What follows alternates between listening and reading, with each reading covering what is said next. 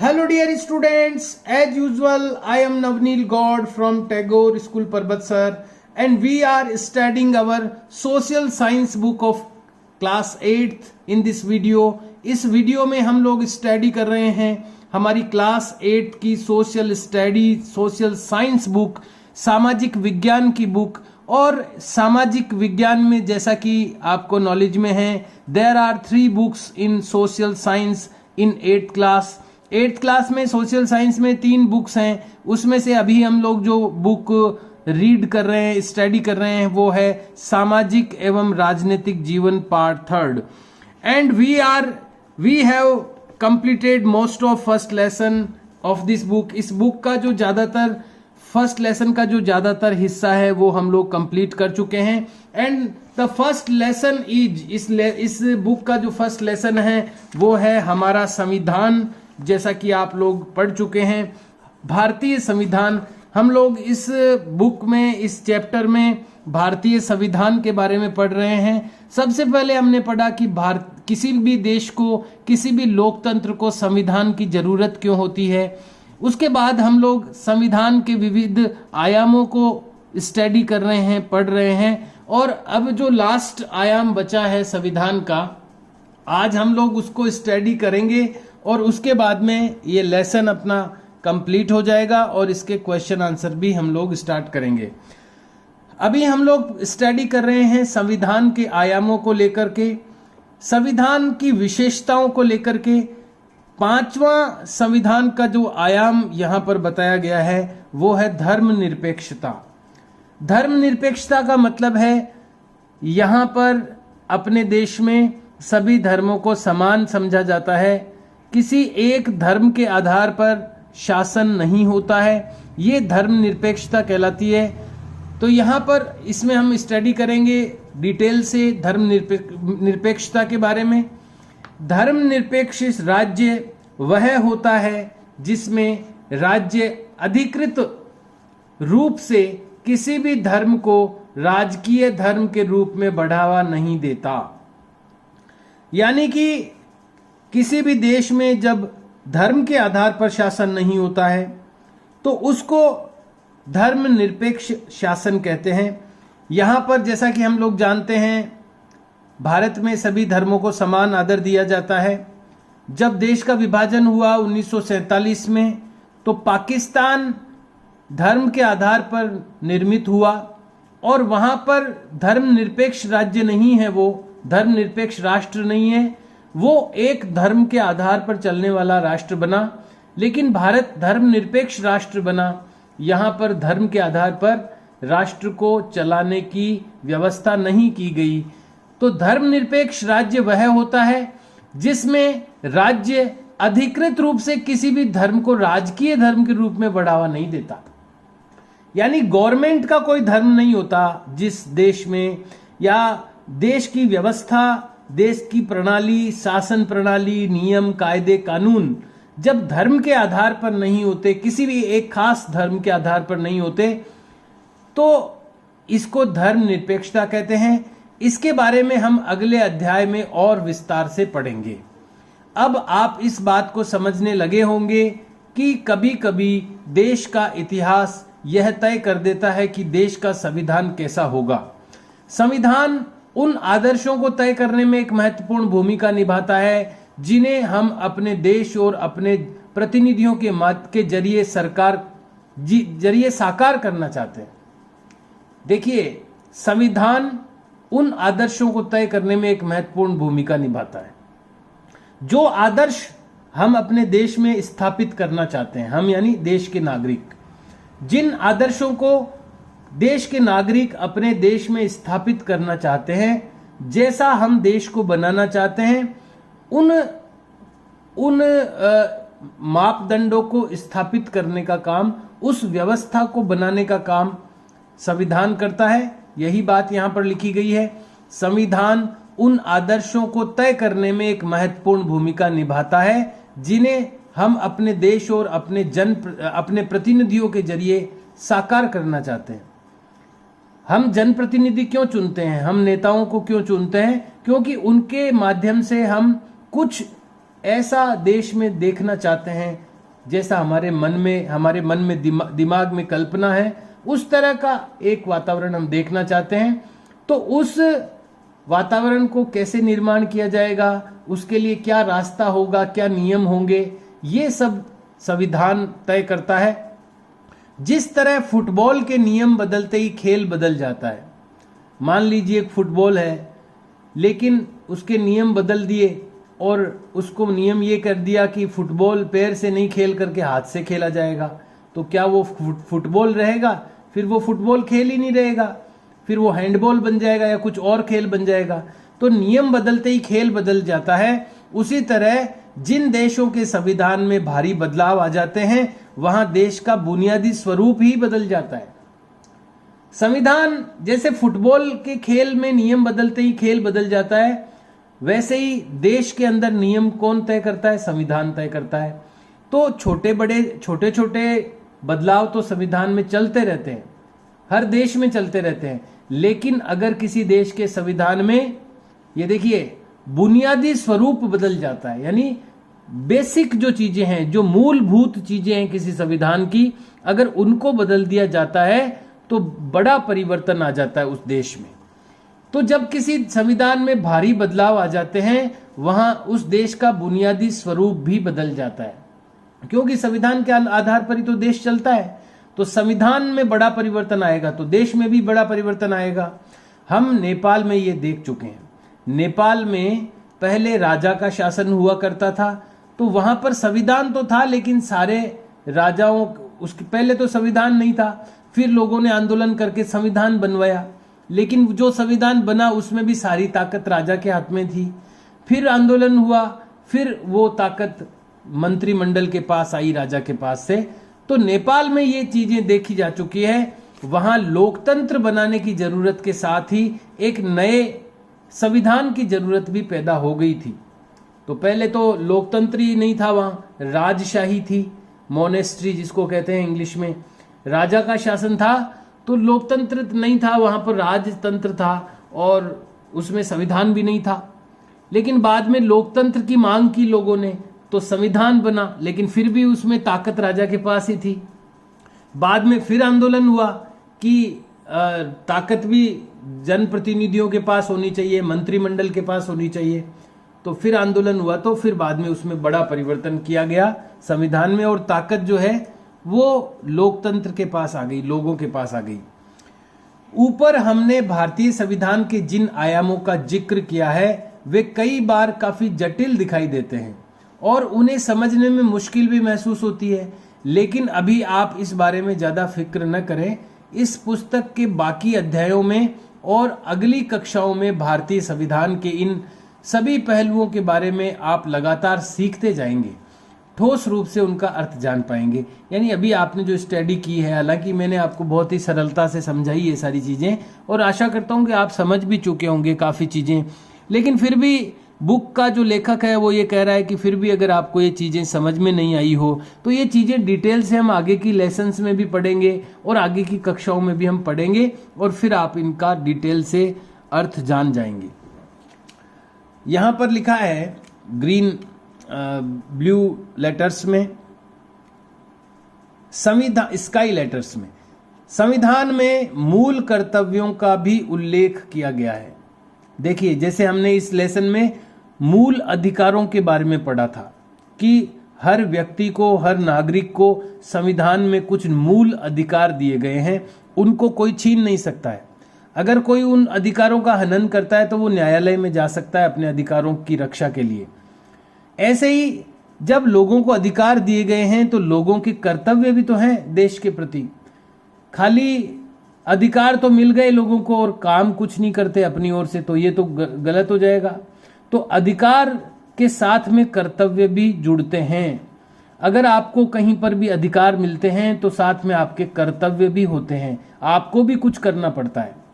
तो संविधान में कुछ मूल कर्तव्यों का भी उल्लेख किया गया है, मूल अधिकारों के साथ साथ मूल कर्तव्यों का भी उल्लेख किया गया है।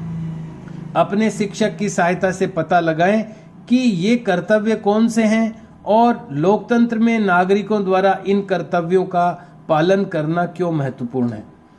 तो यहाँ पर ये प्रश्न आपको लिखना है, ये प्रश्न लिखना है आपको। मैं आपको कर्तव्य बता रहा हूँ आपके, मैंने इंटरनेट से आपके लिए कर्तव्य निकाले हैं, प्रिंट आउट निकाला है। तो ये कर्तव्य 11 कर्तव्य है। देखिए यहाँ पर लिखा हुआ है 11 मौलिक कर्तव्य। तो ये 11 मौलिक कर्तव्य मैं आपको बता रहा हूँ, ये आपको लिखने हैं। ये प्रश्न लिखना है पहले आपको, ये वाला, उसके बाद में आपको ये लिखना है जो मैं आपको शो कर रहा हूँ। अनुच्छेद 51 क इसमें है ये मौलिक कर्तव्य। तो यहां से आपको लिखना होगा, यह भारत के प्रत्येक नागरिक का कर्तव्य होगा कि, यह भारत के प्रत्येक नागरिक का कर्तव्य होगा।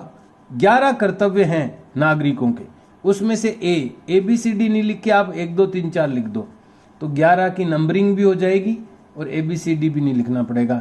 तो नंबर 1, प्रत्येक नागरिक का यह कर्तव्य होगा कि वह संविधान का पालन करे और उसके आदर्शों, संस्थाओं, राष्ट्रध्वज और राष्ट्रगान का आदर करे। ये पहला कर्तव्य है, ये लिखना है आपको कि आप भारत में पैदा हो गया कोई, इसका मतलब ये नहीं है कि उसको खाली अधिकार मिल गए, बस वो अधिकारों के लिए कहेगा मेरे अधिकार मुझे दो।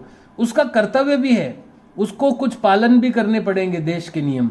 तो ये पहला नियम है कि भारतीय संविधान का पालन करे और भारतीय संविधान के जो आदर्श हैं, इसकी जो संस्थाएं बनी हुई है संविधान की, संवैधानिक संस्थाएं, राष्ट्रध्वज यानी अपना तिरंगा झंडा और राष्ट्रगान जनगण मन हो गया और राष्ट्रगीत जो है वंदे मातरम, इनका वो आदर करे। पहला ये कर्तव्य है हर आदमी का। दूसरा मौलिक कर्तव्य है, स्वतंत्रता के लिए हमारे राष्ट्रीय आंदोलन को प्रेरित करने वाले उच्च आदर्शों को हृदय में संजोए रखें और उनका पालन करें। जिन लोगों ने हमें स्वतंत्रता दिलवाई उन लोगों का सम्मान करें और उन्होंने जो उच्च आदर्श हमारे सामने रखे, जो अच्छी बातें हमारे सामने रखी, उनको हम मन में रखें और उनका पालन करें। ये भी कर्तव्य है हर नागरिक का। तीसरा कर्तव्य है, भारत की प्रभुता, एकता, प्रभुता यानी इसकी किसी यानी सर्वोच्च है, भारत सर्वोच्च है, सबसे बेस्ट है, ये इसको प्रभुता कहते हैं। प्रभु से बना है प्रभुता। भारत की प्रभुता, सर्वोच्चता भी कह सकते हैं, एकता और अखंडता की रक्षा करे और उसे अक्षुण्ण रखे। अक्षुण्ण यानी जो टूटे नहीं, उसको अक्षुण्ण कहते हैं। और उसे अक्षुण्ण रखे यानी टूट नहीं सके। ये भारत की एकता, अखंडता और प्रभुता, इसकी रक्षा करे, हर एक नागरिक का ये कर्तव्य है। फोर्थ, चौथा है, देश की रक्षा करे। पांचवा है, भारत के सभी लोगों में समरसता और समान भ्रातृत्व, भ्रातृत्व का मतलब है भाईचारा। समरसता का मतलब है ऊंच नीच का कोई भेदभाव नहीं हो, समरस हो, सब एक ही रस में डूबे हुए हो, कोई ऊंच नीच का भाव नहीं हो। भारत के सभी लोगों में समरसता और समान भ्रातृत्व, भ्रातृत्व यानी समान भाईचारा की भावना का निर्माण करें, यानी समानता रखे सभी आपस में, ये हर एक का कर्तव्य है। सिक्स्थ, हमारी सामाजिक संस्कृति की गौरवशाली परंपरा, हमारी जो संस्कृति है भारतीय संस्कृति, उसकी जो गौरवशाली परंपरा है उसका महत्व समझे और उसका निर्माण करें। सातवां, प्राकृतिक पर्यावरण की रक्षा और उसका संवर्धन करें। प्रकृति की रक्षा करें, प्राकृतिक पर्यावरण की रक्षा करें और संवर्धन यानी उसको और अच्छा बनाए। आठवां, वैज्ञानिक दृष्टिकोण और ज्ञानार्जन की भावना। देखिए कई चीज़ों में दृष्टिकोण जो है वो वैज्ञानिक होना चाहिए अपना। कई बार अंधविश्वासी बन जाते हैं लोग, तो ऐसा नहीं हो, हम हर चीज़ को विज्ञान की दृष्टि से भी सोचें, परंपरा को भी सम्मान दें, लेकिन दृष्टिकोण अपना वैज्ञानिक होना चाहिए। तो वैज्ञानिक दृष्टिकोण और ज्ञानार्जन की भावना यानी ज्ञान प्राप्त करने की भावना का विकास करें। नौवां, सार्वजनिक संपत्ति को सुरक्षित रखें। जो भी गवर्नमेंट की चीजें हैं या जो पब्लिक प्लेसेज हैं, जो सार्वजनिक हैं, सबके हैं, उनकी सुरक्षा करें, ये हर आदमी का कर्तव्य है। 10वां, व्यक्तिगत व सामूहिक गतिविधियों, व्यक्तिगत यानी खुद की और सामूहिक यानी सबकी, व्यक्तिगत एवं सामूहिक गतिविधियों के सभी क्षेत्रों में उत्कर्ष की ओर बढ़ने का सतत प्रयास करें। व्यक्तिगत गतिविधियां और सब मिलजुल कर जो गतिविधियां करते हैं उनमें निरंतर हम आगे बढ़ते जाएं, उत्कर्षता की ओर बढ़े। और 11वां है, माता पिता या संरक्षक द्वारा 6 से 14 वर्ष के बच्चों हेतु प्राथमिक शिक्षा प्रदान करना। ये राइट टू एजुकेशन जो RTE बना है, ये बाद में जुड़ा है। 11वां जो पॉइंट है, पहले 10 ही थे, ये 11वां बाद में जुड़ा है। और इसमें लिखा है कि माता पिता 6 से 14 वर्ष तक के बच्चों को स्कूल भेजे, ये उनका कर्तव्य है। ये अब उनको और कुछ नहीं कर सकते, वो मजदूरी वगैरह नहीं करवा सकते 14 साल से पहले बच्चों से। तो 6 से 14 वर्ष के बच्चों को स्कूल भेजे माता पिता, ये भी कर्तव्य है। तो ये 11 कर्तव्य हैं जो आपको लिखने हैं अपनी नोटबुक में। और यहाँ पर एक बात और पूछी गई है इस क्वेश्चन में, वो भी हम देखते हैं। इसमें कहा गया है कि उल्लेख किया गया, अपने शिक्षक की सहायता से पता लगाएं कि कर्तव्य कौन से हैं। तो कौन से हैं वो तो आपको पता लगी गए हैं। ये पॉइंट वाइज आपको लिखने हैं और एक लाइन, हर नया पॉइंट नई लाइन से शुरू करें। और लोकतंत्र में नागरिकों द्वारा इन कर्तव्यों का पालन करना क्यों महत्वपूर्ण है, तो इसका आंसर आप भी लिखें, एक लाइन छोड़कर लिखें या पैराग्राफ चेंज करके लिखें, ये सारे कर्तव्य पूरे होने के बाद में, कि अगर हर व्यक्ति अपने मूल अधिकारों के प्रति तो जागरूक रहा, लेकिन अगर मूल कर्तव्यों को नहीं निभाया तो देश में एक अराजकता की स्थिति पैदा हो सकती है, जहां पर हर व्यक्ति अपना अधिकार तो मांगेगा लेकिन देश के लिए उसका जो कर्तव्य है उसको वो पूरा नहीं करेगा। इस तरह की व्यवस्था लंबे समय तक नहीं चल सकती। और अगर मूल कर्तव्यों का पालन नहीं किया गया तो अधिकार देना भी संभव नहीं होगा।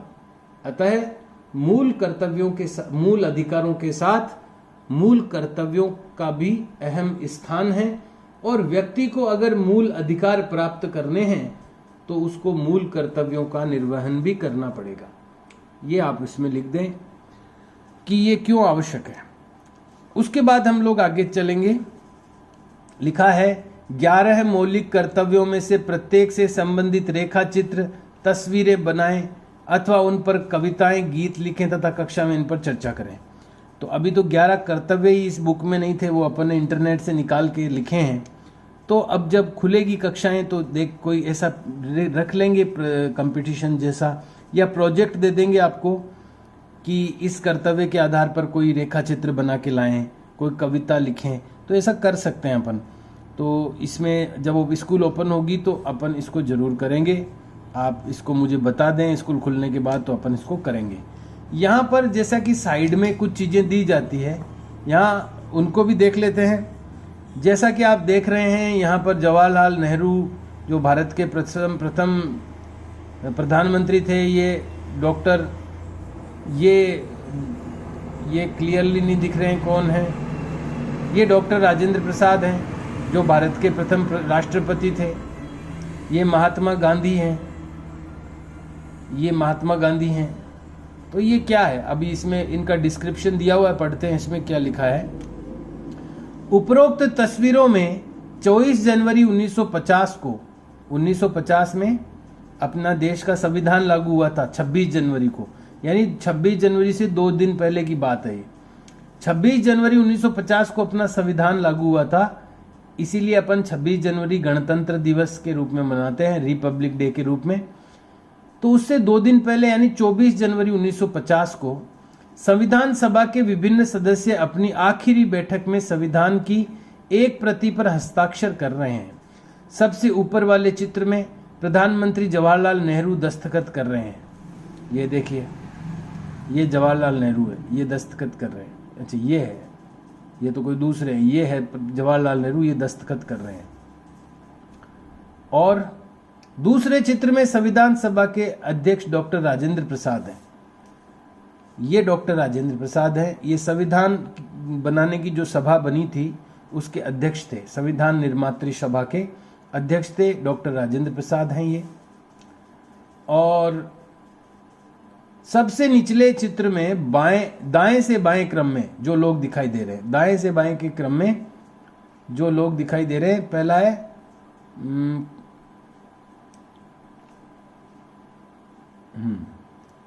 दाएं से बाएं के क्रम में श्री जयराम दास दौलत राम।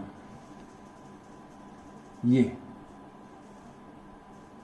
अब दाएं से बाएं तो इधर से होगा, ये इधर से उधर जाएगा, तो ये जयराम दास दौलत राम। खाद्य एवं कृषि मंत्री राजकुमारी अमृत कौर, ये देखिए ये फीमेल दिख रही है ना, राजकुमारी अमृत कौर। और स्वास्थ्य मंत्री डॉक्टर जॉन सथाई, ये डॉक्टर जॉन सथाई स्वास्थ्य मंत्री, सथाई नहीं मथाई है सॉरी। वित्त मंत्री सरदार वल्लभ भाई पटेल, ये देखिए ये वल्लभ भाई पटेल है। अच्छा गांधी जी दिखे मुझे तो, चलो वल्लभ भाई पटेल है ये, बिल्कुल ऐसा ये चद्दर जो है वल्लभ भाई पटेल रखते थे कंधे पर।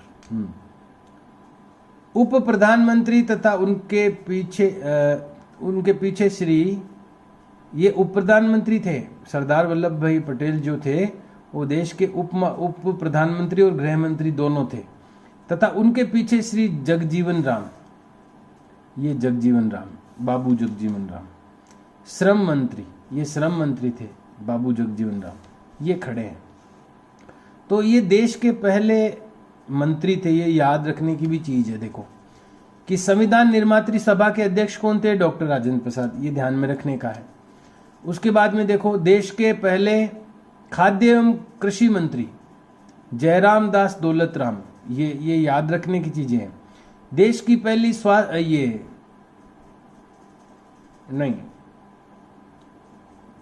खाद्य व कृषि मंत्री राजकुमारी अमृत कौर, ये है।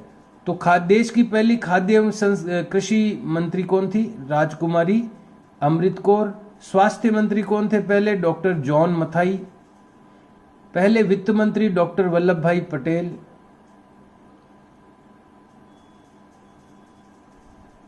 उप प्रधानमंत्री तो ये फिर ये हो गए, और स्वास्थ्य मंत्री ये हो गई, और कृषि मंत्री ये हो गए। हाँ ठीक है, अब देखिए इस तरह से है ये तो है खाद्य एवं कृषि मंत्री। तो देश के पहले खाद्य और कृषि मंत्री श्री जयराम दास दौलत राम हो गए। फिर देश की पहली स्वास्थ्य मंत्री जो है वो राजकुमारी अमृत कौर हो गई। देश के पहले वित्त मंत्री डॉक्टर जॉन मथाई हो गए। देश के पहले उप प्रधानमंत्री जो थे सरदार वल्लभ भाई पटेल हो गए। और देश के पहले श्रम मंत्री जो थे बाबू जगजीवन राम हो गए। ये चीजें ध्यान में रखने की है, याद करने की है। ये देश का पहला मंत्रिमंडल था। ये फोटोज उस समय के हैं जब हमारे देश में अपना संविधान लागू होने वाला था। 26 जनवरी 1950 को लागू हुआ। ये 2 दिन पहले की फोटोज है। तो ये हम लोग इस लेसन को कंप्लीट कर चुके हैं, अपना लेसन कंप्लीट हो चुका है। अब इसके अभ्यास प्रश्न हैं। देखिए इसमें से एक प्रश्न तो मैंने आपको दे दिया है आज, ये वाला। इसमें अपने को 11 अपने जो मौलिक कर्तव्य हैं उनकी लिस्ट लिखनी है, और इसका क्या महत्व है वो भी मैंने बोल करके अलग से बताया, वो भी आपको लिखना है। अब इसके बाद में अभ्यास लिखना है आपको एक लाइन छोड़ करके, ताकि पता चल जाए कि यहां से अभ्यास शुरू हो गया है। प्रश्न संख्या 1, किसी लोकतांत्रिक देश को संविधान की जरूरत क्यों पड़ती है? तो ये जब हम लेसन को हमने शुरू किया था तब ये पॉइंट आया था। देखिए मैं आपको बताऊं, देखिए यहां पर किसी देश को संविधान की जरूरत क्यों पड़ती, ये टॉपिक ही शुरू हुआ था इसमें। लेकिन ये topic 1 page, 2 page, 3 page, 4, 5 5 pages में है ये टॉपिक। इसमें क्या है कि किसी भी देश को संविधान की जरूरत क्यों पड़ती है, इसके पॉइंट भी है और साथ में उसका विवरण और उसके उदाहरण भी दिए हुए हैं। तो अपन इसमें से पॉइंट लिखेंगे केवल। तो आपको सबसे पहले लिखना है किसी भी लोकतांत्रिक देश को संविधान की जरूरत निम्न कारणों से पड़ती है। ये पहले लिखना है, फिर 1 2 3 4 नंबर से लिखेंगे। अब ये बात लिखने के बाद नंबर 1 पे लिखना है आपको। हम लोग इसमें ये लिखेंगे कि संविधान, किसी भी लोकतांत्रिक देश को संविधान की जरूरत क्यों पड़ती है, तो निम्न कारणों से पड़ती है। नंबर 1, संविधान ही बताता है कि हमारे समाज का मूलभूत स्वरूप क्या हो। 1 नंबर। 2 नंबर, संविधान नियमों का ऐसा समूह होता है जिसको एक देश के सभी लोग अपने देश को चलाने की पद्धति के रूप में अपना सकते हैं। इसके जरिए वे न केवल यह तय करते हैं कि सरकार किस तरह की होगी, बल्कि उन आदर्शों पर भी एक साझी समझ विकसित करते हैं जिनकी हमेशा पूरे देश में रक्षा की जानी चाहिए। ये नंबर 2। उसके बाद नंबर 3, संविधान की जरूरत क्यों होती है, इसका नंबर 3, निर्णय प्रक्रिया के नियम तय करने में संविधान बहुत अहम भूमिका अदा करता है। ये नंबर 3। उसके बाद में नंबर 4, ये प्रायः संविधान ही ऐसे नियम तय करता है जिनके द्वारा राजनेताओं के हाथों सत्ता के इस दुरुपयोग को रोका जा सके। कितने हो गए ये? 1 2 3 4 हो गए। नंबर 5, संविधान का एक महत्वपूर्ण काम यह होता है कि कोई भी ताकतवर समूह किसी दूसरे या कम ताकतवर समूह या लोगों के खिलाफ अपनी ताकत का इस्तेमाल न करे। ये नंबर 5 हो गया। नंबर 6, अल्पसंख्यकों पर बहुसंख्यकों की इस निरंकुशता या दबदबे पर प्रतिबंध लगाना भी संविधान का एक महत्वपूर्ण कार्य है। ये 6 हो गया। नंबर 7, संविधान हमें ऐसे फैसले लेने से भी रोकता है जिनसे उन बड़े सिद्धांतों को ठेस पहुंच सकती है जिसमें देश आस्था रखता है। और नंबर 8, ये लास्ट जो है नंबर, एक अच्छा संविधान देश की बुनियादी संरचना को इस तरह के उन्माद से बचाता है। इस तरह के आप हटा देना इसमें से, क्योंकि वो फिर बताना पड़ेगा किस तरह के। एक अच्छा संविधान देश की बुनियादी संरचना को उन्माद से बचाता है। यह ऐसे प्रावधानों को आसानी से पलटने नहीं देता जिनके जरिए नागरिकों को अधिकारों का आश्वासन मिलता है और उनकी स्वतंत्रता की रक्षा होती है। तो ये जितने अपन ने पॉइंट हैं, ये सारे इनके कारण से संविधान की आवश्यकता पड़ती है। 1 2 3 4 5 6 7 8, ये 8 जो कारण हमने लिखे हैं, ये 8 ऐसे कारण हैं जिनके कारण किसी भी देश को संविधान की जरूरत पड़ती है। तो ये आपको 8 कारण लिखने हैं और 8 कारणों से पहले आपको ये लिखना है, वो मैंने जो लाइन बताई वो लिखनी है। तो ये यहाँ पर मैं सोचता हूँ आज के लिए सफिशिएंट है। अगली बार अपन इसको कंप्लीट करेंगे। अभी आज 11 पॉइंट तो उसके हो गए, 8 पॉइंट इसके हो गए। और मैं आपसे ये भी अपेक्षा करता हूँ कि जो भी आप कर रहे हैं नोटबुक्स में, वो आप लर्न भी करते जाएं, उनको याद भी करते जाएं, केवल लिख कर के नहीं छोड़ें। आगे जब भी टेस्ट होगा ये सारी चीज़ें पूछी जाएगी आपको, तो इनको याद भी करते जाएं। अप टू डेट जो नोटबुक में हो गया वो याद भी होना चाहिए। आज तक जो भी काम हो गया, भले ही वो हमारे अतीत वाली नोटबुक में हुआ हो, भले ही इस सेकंड वाली नोटबुक में हुआ हो, जो भी वर्क आप रिटर्न में कर रहे हैं उनको आप लर्न भी करते जाएं, ताकि आप टेस्ट में भी अच्छा परफॉर्म कर सकें और जब मेन एग्ज़ाम होगा बोर्ड का तो भी उसमें आपके ऊपर लोड नहीं आए बाद में। तो इसका आप ध्यान रखें। हम लोग अगली बार इस लेसन के सभी क्वेश्चंस कंप्लीट कर लेंगे आसानी से, बहुत ही आसानी से हो जाएंगे। और फिर हम लोग तीसरी वाली बुक, थर्ड बुक शुरू कर देंगे, उसमें भी फिर एक लेसन करेंगे अपन। तीनों बुक्स के लिए अलग अलग नोटबुक्स यूज करनी है, तो अगली बार अपन इसको कंप्लीट भी कर देंगे और इसको कंप्लीट के साथ साथ में अगली बुक भी शुरू कर देंगे, दोनों ही काम हो जाएंगे अगली बार। Okay dear students, do your work in a better handwriting. Have a nice day, see you and bye.